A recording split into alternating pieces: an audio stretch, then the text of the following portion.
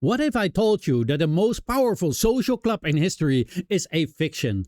That its membership rules are arbitrary? Its founding document is a lie, and billions of people have built their identity and their sense of superiority on a story that's barely 400 years old. I'm talking, of course, about the white race. And today we are in for some shocking truth. The video is for educational purposes and to expose the truth. This video is not to make people feel bad or offended.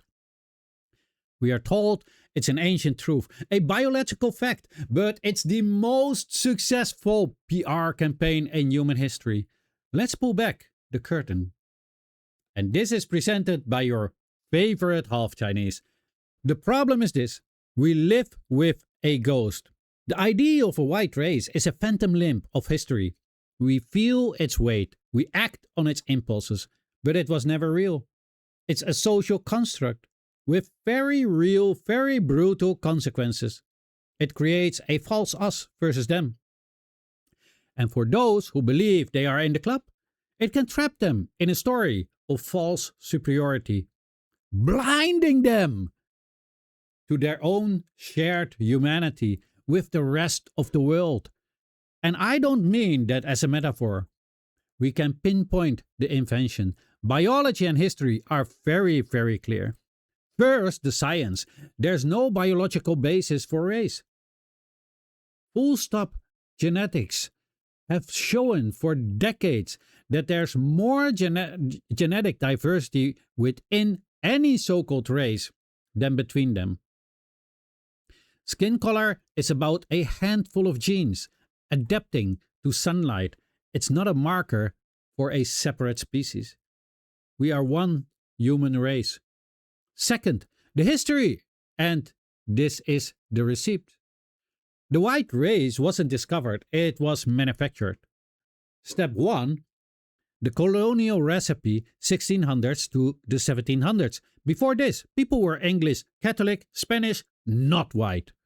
But in the American colonies, to justify slavery and prevent poor European laborers from rebelling with enslaved Africans, a new idea was cooked up. Laws like the 1680 Virginia slave codes started legally inventing the white category. Privilege was written into law based on this new invented idea. Step 2. The intellectual makeover, late 1700s to 1800s. Enter the so-called Enlightenment scientists, guys, like Johann Blumenbach, declare 5 races with the Caucasians at the top. This gave a fake scientific sheen to the whole project. Step 3. The membership drive, late 1800s till 1900s. Here's the kicker. Who was white? Kept changing when Irish, Italians, Jews, and Slavs immigrated to the United States. They were not considered white. They faced discrimination as inferior races.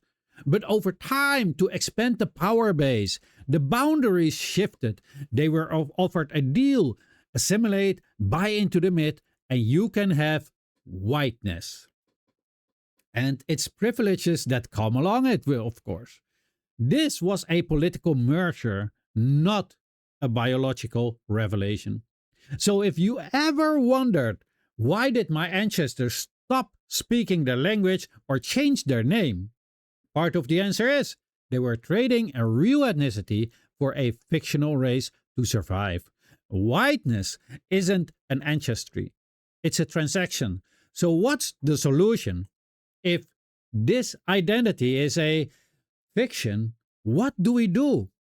We exchange a lie for a much more liberating and much more ancient truth.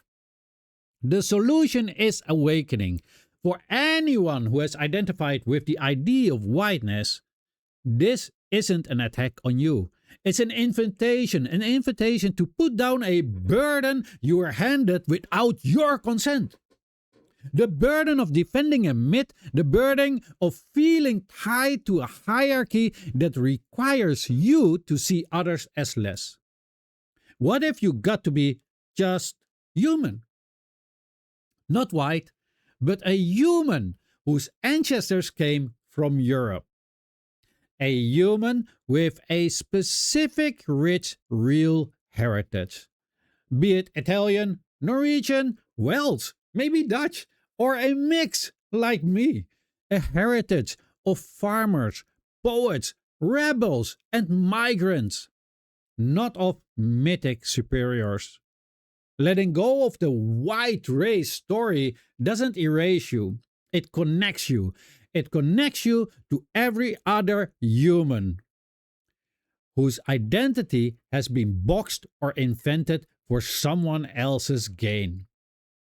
It allows you to see your struggle for dignity as parallel to everyone else.